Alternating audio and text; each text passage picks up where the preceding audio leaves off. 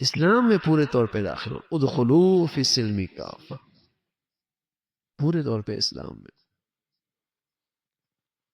کہ کہاں جائزہ لیتے رہے، کہاں کمی ہو رہی ہے،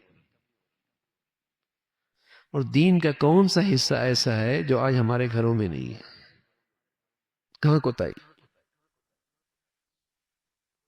آدمی ہمت کر لے نا، اور عزم کر لے کہ ہم نے ہر حال میں اللہ کا حکم پورا کرنا ہے، تو میرے عزیزو اللہ بڑا مہربان ہے، اس کی مدد و نصرت بھی ہو جاتی، آسانی بھی ہو جاتی ہے۔ لیکن اگر اندر سے طے کر لیا نہیں اتنا ہی کافی ہے، اگر زیادہ چلیں گے تو مشکلات کھڑی ہو جائیں گی۔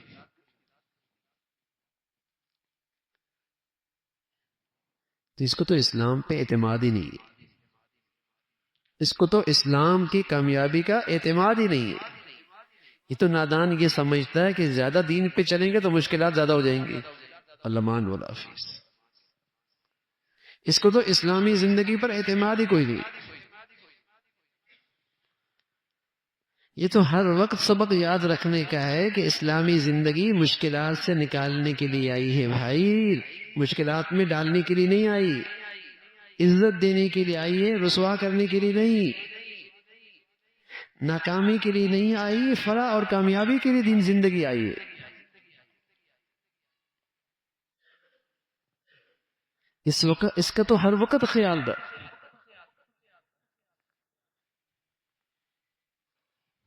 اللہ کرے یہ ذہن مل جائے، اللہ کرے یہ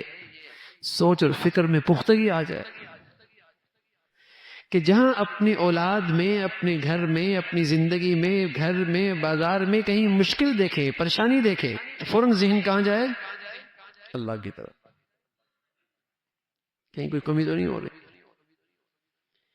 پہلے اللہ کی طرف متوجہ ہوں، اسے راضی کرے، پھر ظاہری اسباب بھی اختیار کرے، پھر ظاہری وسائل بھی اختیار کرے، پھر ظاہری تدبیر بھی اختیار کرے،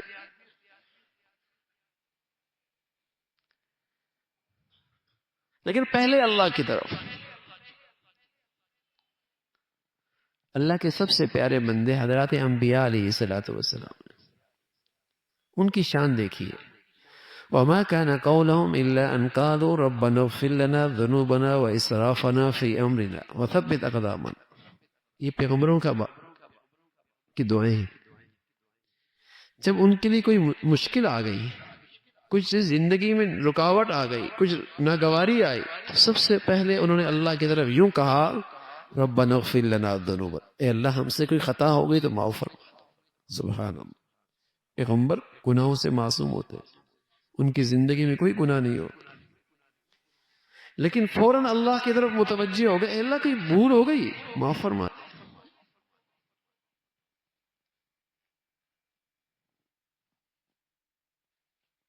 فما وہنوا لما اصابهم فی سبیل اللہ،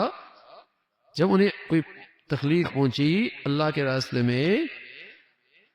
تو فوراً یہ کہا، وما كان قولهم الا ان قالوا ربنا، اور کچھ نہیں کہا، سب سے پہلے کہا اللہ کہیں غلطی ہوگی تو معاف فرما دے۔ تو ہماری زندگی کا بھی مزاج اللہ کرے ایسا ہو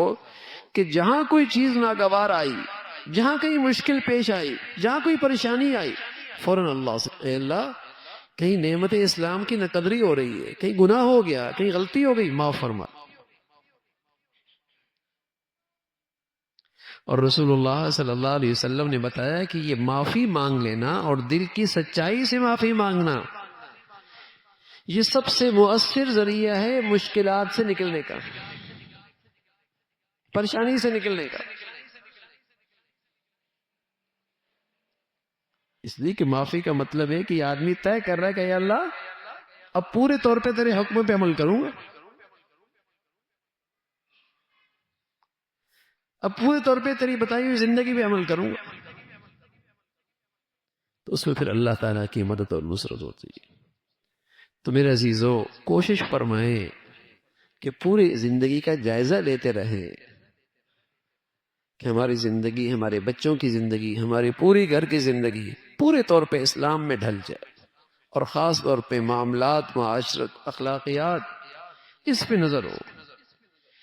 بڑھیا اخلاق نہ بھی ہوں، کم از کم درجے کا اخلاق تو ہو کہ میری ذات سے، میرے معاملے سے، میرے لین دین سے، میرے رویے سے، میرے رہن سہن سے کسی کو تکلیف نہ پہنچے،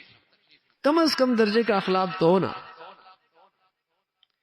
کہ بازار کی زندگی سے، میرے لین دین سے، میرے معاملات سے اور میری معاشرت سے اور میرے رہن سہن سے اور میرے رویوں سے کسی کو تکلیف نہ پہنچے، کم از کم درجے کا تو یہ اخلاق ہو، تو اس کی بھی ثمرات ہوں، اس کی بھی برکتیں ہوں۔ اللہ تعالیٰ بھائی ہم سب کو پورے دین پہ چلنا ہم سب کے لیے آسان فرمائے، اور اسلام کی مبارک ثمرات ہم سب کو نصیب فرمائے۔